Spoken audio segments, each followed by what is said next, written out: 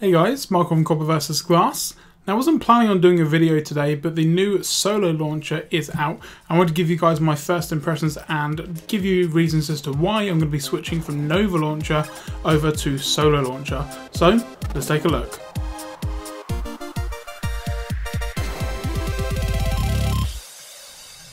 I'm going to leave a link down in the description as to where you can get Solo Launcher, but the main reason why I'm going to be switching over to it, just to give you an example, is just the amount of things that you can change and customize. Now don't get me wrong, Nova Launcher is great, there's a lot of customization to be had, but I find with Solo Launcher, one thing that makes it stand out is the fact that you can apply themes to your launcher.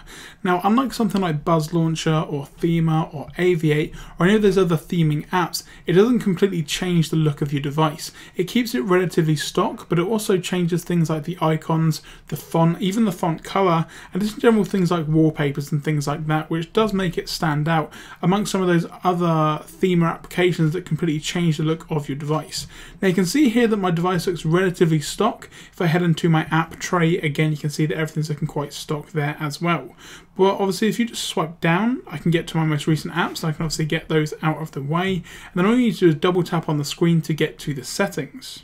And once you're in here, this is where things get really interesting. If I head into the home screen section, you can see that you've got things like transition effects, which are quite stock in terms of how the screen transitions between pages. But you get some additional things like wheel, vertical flip, accordion, cross, and things like that you don't get in Nova Launcher. Nova Launcher is quite stock in the sense that it kind of just goes from left to right, and there are some effects, kind of fading effects and things like that, but this kind of takes it to the next level. Now you can also change the home screen icon size. Now one thing that I like about this is the home screen and the dock and the drawer are all completely separate. So if you change the size of the icons in one place, it won't change it in the other place. And you can also change things like the color of the text below the icons, which show which app it is that you're going to be using.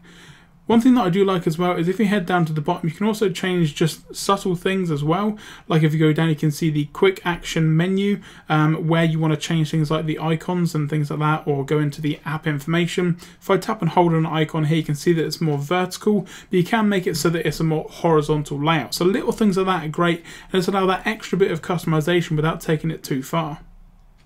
The app drawer has similar effects in terms of transition effects, fading the screen, again changing the icon size, the text, the background color. You can even have a red background within your app drawer if you so wish. So like I say, certain things like this just give that extra bit of customization that I really do appreciate. And this is the main reason why I'm switching from Nova Launcher, at least for the meantime. So you can see here how the app drawer looks. It does look extremely nice. And what I'm going to show you now is the dock settings. And again, the same as the home screen and also the drawer. You can change the icon size, how many pages you want, the dock icons, if you want more than 5 icons for instance. I'll just show you now. If I make the dock icons extremely small, when I go back to my home screen, you can see how tiny they are just there.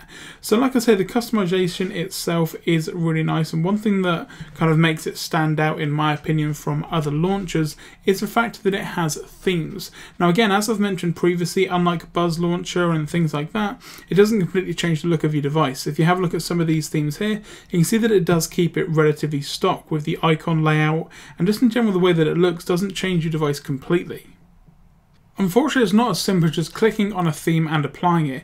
You will have to download certain things from the Play Store, but obviously it will put them all into Solo Launcher, so you don't have to apply things manually yourself. Once you install it on your device, it will install it into Solo Launcher, so you can change themes on the go. If I go to installed now, I've got one of my favourite icon packs installed, which is Holo Icons. It gives a very flat effect, which I really do like, and I've also got Moonshine down the bottom as well.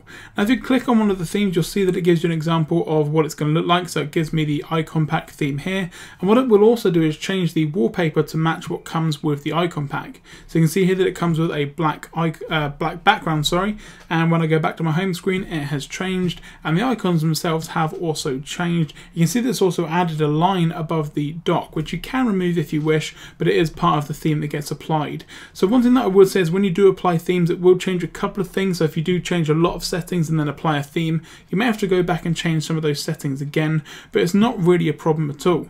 Now one thing that I would say is if I pop back into Nova Launcher, When I go into my app drawer, you can see that I've made it look relatively stock, if not perfect to how stock looks. So there's no kind of bars on the top with widgets and apps and things like that, no settings or anything like that.